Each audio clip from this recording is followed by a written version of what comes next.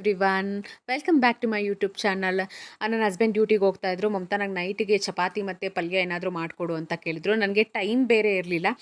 So ಮನೇಲಿ ಆಲೂಗೆಡ್ಡೆ ಮತ್ತು ಬದನೆಕಾಯಿ ಇರೋದನ್ನು ಕಟ್ ಮಾಡಿಬಿಟ್ಟು ಇನ್ಸ್ಟೆಂಟಾಗಿ ಏನಾದರೂ ಪಲ್ಯ ಮಾಡೋಣ ಅಂತ ಅಂದ್ಬಿಟ್ಟು ಬೀನ್ಸ್ ಕಾಳು ತೊಗೊಂಬಂದಿದ್ವಿ. ಬೀನ್ಸ್ ಕಾಳೆಲ್ಲ ಸುಲಿದು ರೆಡಿ ಮಾಡಿಕೊಟ್ರು ನನ್ನ ಹಸ್ಬೆಂಡು.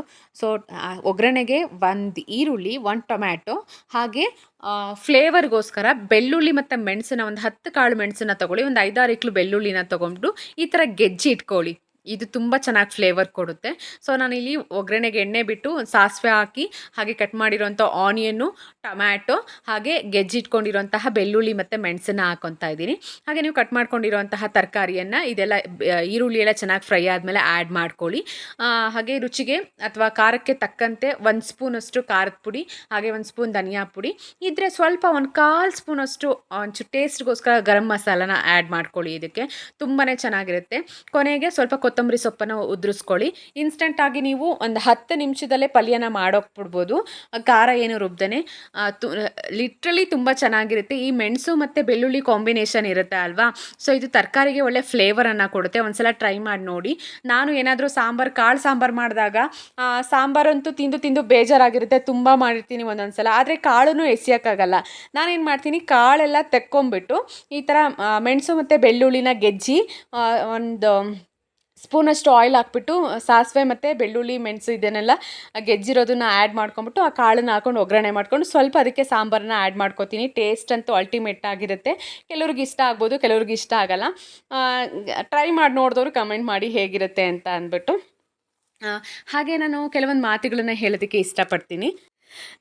ಕೆಲವರು ತುಂಬ ಚೆನ್ನಾಗಿ ಜೀವನ ನಡೆಸ್ತಾ ಇರ್ತಾರೆ. ತುಂಬ ಲಕ್ಸುರಿಯಸ್ ಲೈಫನ್ನ ಲೀಡ್ ಮಾಡ್ತಾ ಇರ್ತಾರೆ.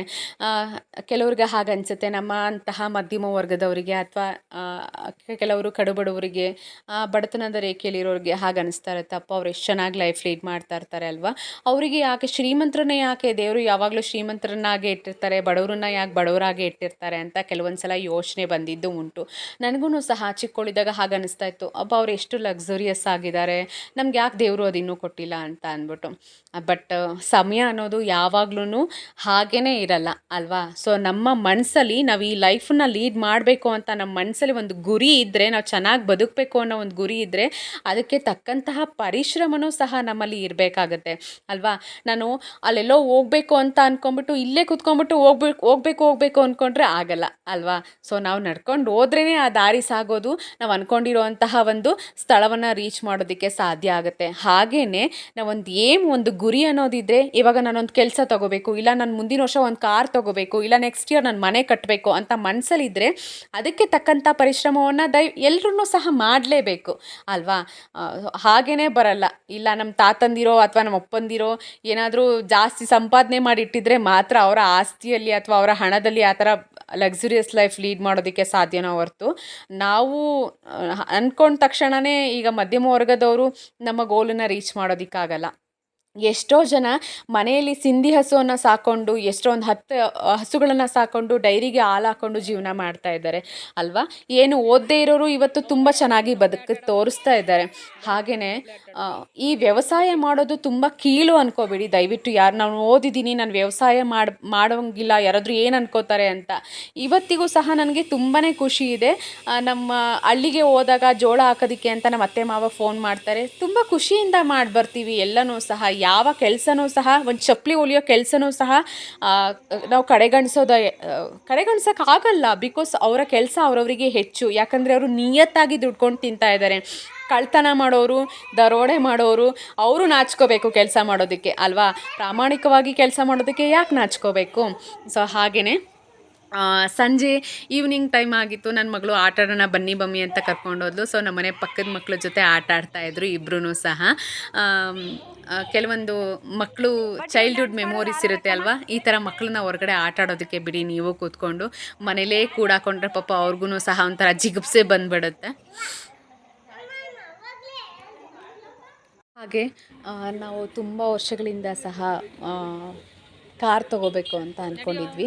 ಪ್ರತಿಯೊಬ್ಬರಿಗೂ ಅನಿಸುತ್ತೆ ಅಲ್ವಾ, ನಮ್ಮದೇ ಆದಂಥ ಒಂದು ಸ್ವಂತ ಗೂಡು ಇರಬೇಕು, ಹಾಗೆ ಓಡಾಡಲಿಕ್ಕೆ ಕಾರ್ ಇರಬೇಕು ಅನ್ನೋ ಥರ ಒಂದು ಆಸೆ ಆಗುತ್ತೆ ಅಲ್ವಾ. ಅದೂ ಸಹ ನಮ್ಗೆ ಎಷ್ಟೋ ವರ್ಷಗಳ ಕನಸು.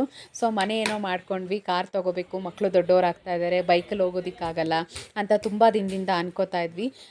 ಬಟ್ ಅದಕ್ಕೂ ಒಂದು ಗಳಿಗೆ ಅನ್ನೋದು ಕೂಡಿ ಬರಬೇಕು ಅನಿಸುತ್ತೆ. ನಮ್ಮ ಹಾಸನಲ್ಲೇ ತಣ್ಣೀರಳ್ಳದಲ್ಲಿ ಇರುವಂತಹ ಅದ್ವೈತ್ ಹ್ಯುಂಡೈ ಶೋರೂಮ್ಗೆ ಹೋಗಿದ್ವಿ. ಸೊ ನಾವು ನೋಡಬೇಕು ಅಂತ ಹೋಗಿರಲಿಲ್ಲ. ನನ್ನ ಮಗಳನ್ನ ಆಸ್ಪತ್ರೆಗೆ ಕರ್ಕೊಂಡು ಹೋಗಿದ್ವಿ, ಅವ್ಳಿಗೆ ಹುಷಾರಿರಲಿಲ್ಲ ಅಂತ. ನಮ್ಮ ಮನೆಯವ್ರು ಬ್ಯಾಂಗ್ಳೂರಲ್ಲಿ ನೋಡ್ಕೊಂಬಂದಿದ್ರು, ಬಟ್ ನನಗೆ ತೋರಿಸೋದಕ್ಕೋಸ್ಕರ ಕರ್ಕೊಂಡೋದ್ರು. ಬಾ ಹೇಗಿದೆ ಗಾಡಿ ನೀನು ತೋರಿಸ್ತೀನಿ, ಕ್ರೇಟಾ ಹೇಗಿದೆ ಅಂತ ಅಂದ್ಬಿಟ್ಟು. ಸೊ ನಾನು ಹೋದೆ, ಬಟ್ ಅಲ್ಲಿ ಕಾರ್ ನೋಡಿ ಅದ್ರ ಫೀಚರ್ಸ್ ಎಲ್ಲ ನೋಡಿ ನನಗೆ ತುಂಬಾ ಇಷ್ಟ ಆಯಿತು. ನಮ್ಮ ಮನೆಯವ್ರು ತೊಗೊಂಡ್ರೆ ಆ ಕ್ರೇಟಾನೇ ತೊಗೋಬೇಕು, ಯಾವಾಗಲೂ ಇನ್ವೆಸ್ಟ್ ಮಾಡೋದಕ್ಕಾಗಲ್ಲ ಗಾಡಿ ಮೇಲೆಲ್ಲ, ಯಾವಾಗಲೂ ತಗೊಳ್ಳೋದಕ್ಕಾಗಲ್ಲ ಅಂತ. ಯಾಕಂದರೆ ಮಿಡಲ್ ಕ್ಲಾಸ್ ಫ್ಯಾಮಿಲಿಯವರು ಯೋಚನೆ ಮಾಡೋದೇ ಇದೇ ಥರ ಅಲ್ವಾ. ಕಟ್ಟಿದ್ರೆ ಒಂದೇ ಸಲ ಮನೆ ಕಟ್ಟೋದು, ತಗೊಂಡ್ರೆ ಗಾಡಿನ ಒಂದೇ ಸಲ ತಗೊಳ್ಳೋದು, ಚೆನ್ನಾಗಿರೋದೇ ತಗೊಳ್ಳೋಣ ಅಂತ ಯೋಚನೆ ಮಾಡ್ತೀವಿ. ದುಡ್ಡಿರೋರು ಬಿಡಿ ಇವತ್ತೊಂದು ಕಾರು ನಾಳೆ ಒಂದು ಕಾರಲ್ಲಿ ಓಡಾಡ್ತಾರೆ. ಬಟ್ ನಮ್ಮ ಮಧ್ಯಮ ವರ್ಗದವರು ಇದೇ ಥರ ಯೋಚನೆ ಮಾಡ್ತೀವಿ. ಹಾಗೆ ನಮ್ಮ ತುಂಬ ವರ್ಷಗಳ ಒಂದು ಶ್ರಮ, ನನ್ನ ಹಸ್ಬೆಂಡ್ನ ಶ್ರಮ, ನಾವು ಇವತ್ತು ಗಾಡಿನ ನೋಡೋದಕ್ಕೆ ಹೋದ್ವಿ. ಇನ್ನೂ ತಗೊಂಡಿಲ್ಲ, ತಗೊಂಡಾಗ ನಿಜವಾಗ್ಲೂ ನಾನು ಶೇರ್ ಮಾಡ್ತೀನಿ ಈ ವಿಡಿಯೋನ ನಿಮ್ಮ ಜೊತೆನೂ. ಅದ್ರ ಫೀಚರ್ಸ್ ಎಲ್ಲ ಕೇಳ್ಕೊಂಡ್ರು. ಒಂದು ಕ್ಯಾಮ್ರಾ ಹಾಕ್ಸ್ಕೊಂಡು touch screens 6 years that's power steering, mirror indicator ಎಲ್ಲ ಸೇಮ್ ಬಂದ್ಬಿಡುತ್ತೆ ನಿಮಗೆ. ಟಚ್ ಸ್ಕ್ರೀನ್ ಎಷ್ಟು ಇಂಚಿಂದು ಸರ್? ನಿಮಗೆ 10 ಇಂಚಸ್ ಬರುತ್ತೆ, 9 ಇಂಚಸ್ ಬರುತ್ತೆ ನಿಮಗೆ. 9 ಇಂಚಸ್ ಬರುತ್ತೆ ಬೇಸಿಕಲಿ ನಿಮ್ಗೆ. ಅದಕ್ಕೆ ಹೋಗ್ತೀರಂದ್ರೆ ಎಸ್ಸಿಗೆ ಹೋಗ್ತೀರಂದ್ರೆ ನಿಮಗೆ 17,40,000 ರೂಪಾಯಿ ಆಗುತ್ತೆ. 17,40,000 ರೂಪಾಯಿ ಆಗುತ್ತೆ. ನೀವು ಎಸ್ಸಿಗೆ ಹೋಗಿದ್ರೆ ಎಸ್ ಆಪ್ಷನ್ಗೆ ಹೋದ್ರೆ ನಿಮ್ಗೆ ಬರುತ್ತೆ. ಅಂದರೆ ಎಸ್ ಆಪ್ಷನ್ ಇಲ್ಲಿ ಇರ್ತಿದೆಯಲ್ಲ, ಈ ಬೇಕು. ಅದೆಷ್ಟಾಗುತ್ತೆ? ಅದೊಂದ್ಸತಿ ತೋರಿಸ್ತೀನಿ ಬನ್ನಿ, ಒಳಗಡೆ ಫ್ಯೂಚರಲ್ಲಿ ಯಾವ ಥರ ಇದೆ ಅಲ್ಲ. ಅದು ಎಕ್ಸ್ಟ್ರಾ ಅಡಿಷನಲ್ ಹಾಕ್ಸ್ಕೊಂಡ್ರೆ ಅದಕ್ಕೂ ವಾರಂಟಿ ಇರುತ್ತಾ? ಆಟೋಮೆಟಿಕ್ ಹೋಗ್ತಾ ಇರುತ್ತೆ, ಯಾವುದೇ ಥರದ ಆಕ್ಟಿವಿಟಿ ಕೊಡಬೇಕು ಅಂತ ಏನಿಲ್ಲ. ಬ್ರೇಕ್ ಅಪ್ಲೈ ಮಾಡೋದು ಆಟೋಮೆಟಿಕ್ ಡೌನ್ ಆಗುತ್ತೆ, ಅವಾಗ ಮತ್ತೆ ಸೆಟ್ ಮಾಡ್ತಾರೆ. ಇದು ನಿಮ್ಗೆ ಎಸ್ ಆಪ್ಷನ್ ಆಗಿರೋದ್ರಿಂದ ಪ್ಯಾನೋರಾಮಿಕ್ ಸನ್ರೂಫ್ ಬರುತ್ತೆ ನಿಮ್ಗೆ, ಅಲ್ಲಿ ಗಂಟೆ ಓಪನ್ ಆಗುತ್ತೆ ಸನ್ರೂಫ್. ಬ್ರೇಕಿಂಗ್ ಇದ್ರಲ್ಲಿ ಯಾವುದು? ಇದರಲ್ಲಿ ನಿಮಗೆ ಪಾರ್ಕಿಂಗ್ ಅಂತ ಇದೆಯಲ್ಲ, ಅದೇ ನಿಮಗೆ ಹ್ಯಾಂಡ್ ಬ್ರೇಕ್ ಬರುತ್ತೆ. ಇದು ಟಾಪ್ ಎಂಡಲ್ಲಿ ಮಾತ್ರ ಬರೋದು. ಅದರಲ್ಲಿ ನಿಮಗೆ ಮಾಮೂಲಿ ನಾರ್ಮಲ್ ಹ್ಯಾಂಡ್ ಬ್ರೇಕ್ ಬರುತ್ತೆ, ಮತ್ತೆ ಪುಷ್ ಬಟನ್ ಸ್ಟಾರ್ಟ್ ಬರುತ್ತೆ ನಿಮಗೆ. ಹಾಗೆ ಅವ್ರ ಶೋರೂಮಿಂದ, ಹ್ಯುಂಡೈ ಶೋರೂಮಿಂದ ನಾವು ಟೆಸ್ಟ್ ಡ್ರೈವ್ ಬರ್ತೀವಿ ಮನೆ ಹತ್ರ, ನಿಮ್ಗೆ ತೋರಿಸ್ತೀವಿ ಅಂತ ಹೇಳಿದರು. ಬಂದಿದ್ದರು, ನಮ್ಮ ಮನೆಯವರು ಸಹ ನೋಡಿದ್ರು, ಇಷ್ಟ ಆಯಿತು ಅವರಿಗೆ. ನಾನು ಈ ವ್ಲಾಗನ್ನ ಇಲ್ಲಿಗೆ ಏನು ಮಾಡ್ತಾ ಇದ್ದೀನಿ. ಯಾರೆಲ್ಲ ನನ್ನ ಚಾನಲ್ಗೆ ಸಬ್ಸ್ಕ್ರೈಬ್ ಆಗಿಲ್ಲ ದಯವಿಟ್ಟು ಸಬ್ಸ್ಕ್ರೈಬ್ ಆಗಿ, ಹಾಗೆ ಬೆಲ್ ಬಟನ್ನ ಕ್ಲಿಕ್ ಮಾಡಿ, ಆಲ್ ಅನ್ನೋದನ್ನು ಕ್ಲಿಕ್ ಮಾಡಿ. ವಿಡಿಯೋ ಇಷ್ಟ ಆದರೆ ಲೈಕ್ ಮಾಡಿ. Bye. Thank you so much. See in the next vlog.